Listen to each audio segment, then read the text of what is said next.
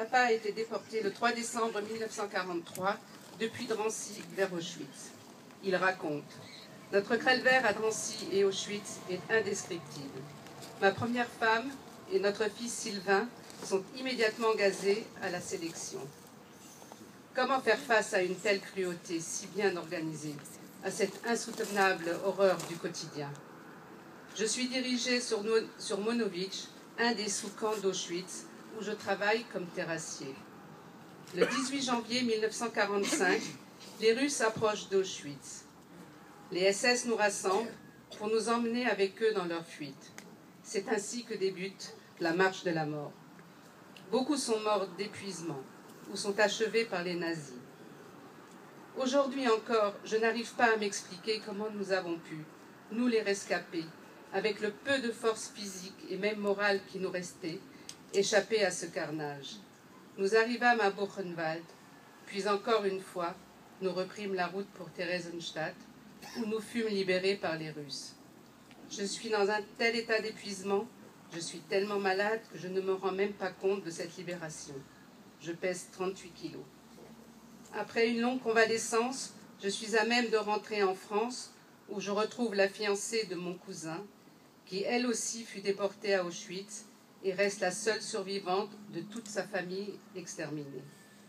Nous nous sommes mariés, et après beaucoup d'hésitation, car je pensais émigrer en Amérique du Sud où il me restait un peu de famille, nous décidons finalement de retourner dans l'est de la France, où nous vivions chacun de notre côté avant la guerre.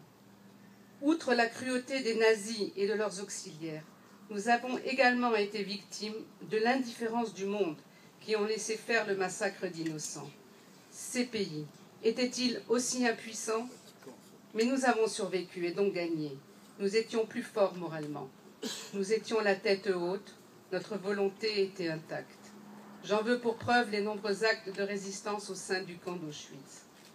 Notre jeunesse, notre force morale, notre foi, notre optimisme juif à toute épreuve nous ont aidés à tenir jusqu'au bout et nous avons eu raison puisqu'aujourd'hui le peuple juif, grâce à l'État d'Israël, est maître de son destin. Maman fut à Auschwitz pendant 13 mois d'esclavage. Tous ceux qui sont à Auschwitz le savent. Les cheminées, dont les flammes montent jusqu'au ciel, sont la seule voie possible pour échapper à cet enfer. Et pourtant, mi-janvier 1945, le bruit court dans Auschwitz que les Russes sont aux portes de Cracovie. Nous allons tous être exterminés. On sent les Allemands très nerveux. Au milieu de la nuit, on nous rassemble, en rang par 5, alors que nous nous apprêtions à prendre le chemin de l'usine pour le travail de nuit. On nous annonce que le camp va être évacué et n'y resteront que les malades. Nous nous posons une foule de questions. Où? Comment? Pourquoi? Les chiens aboient, les capots hurlent, on sent la panique tout autour de nous. On nous donne une ration de vivres de 3 jours, c'est-à-dire une miche de pain et de l'eau. Un officier SS nous annonce que celles qui seront à la traîne seront immédiatement exécutées. C'est notre dernière nuit dans le camp, mais nous sommes toutes terriblement angoissées. Nos bourreaux nous accompagnent, nous avons froid et sommes de plus en plus faibles. Mes pieds me font terriblement souffrir. Nous sommes des milliers sur la route. Les hommes du camp nous ont rejointes, nous ne pensons qu'à survivre. Je reste avec quelques camarades de l'Union Fabrique, nous nous soutenons comme nous pouvons. La nuit n'en finit pas, de nombreuses femmes tombent et sont abattues par les SS. Au petit matin, on nous fait entrer dans un hangar où on nous laisse dormir quelques heures. Puis à nouveau, un coup de sifflet, nous repartons sous la neige, en laissant derrière nous quelques malheureuses qui n'ont plus la force de se lever. Je ne sais même pas combien de temps a duré ce calvaire, et avec le recul, comment nous avons pu tenir. Un jour, nous croisons un groupe de prisonniers français, évadés, et je profite de la désorganisation avec 3 de mes camarades pour me mêler à ce groupe d'hommes. Ils nous couvrent de leurs manteaux. Quelle émotion! C'est le premier geste humain depuis si longtemps.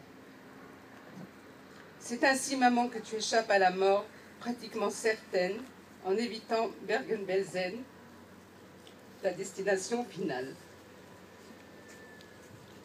Tu retrouves donc la France, mais après cet enfer, il faut apprendre, réapprendre à vivre.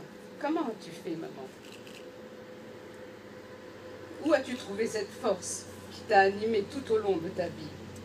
Maman se retrouve seule, elle a perdu toute sa famille, tous gazés. Son frère a été abattu pendant la marche de la mort. Se taire est interdit, parler est impossible. Personne ne peut se représenter ce qui s'est passé. Personne ne peut nous comprendre, disaient mes parents. Notre mission est néanmoins de transmettre de génération en génération le message qu'ils ne surexprimaient afin de ne jamais oublier. Papa, maman, nous avons compris votre message. Vos souffrances, votre volonté acharnée de survivre, tout cela n'a pas été vain. Grâce à votre héroïsme, toute votre descendance vit aujourd'hui dans l'État juif d'Israël pour que plus jamais l'horreur que vous avez vécue ne puisse se reproduire.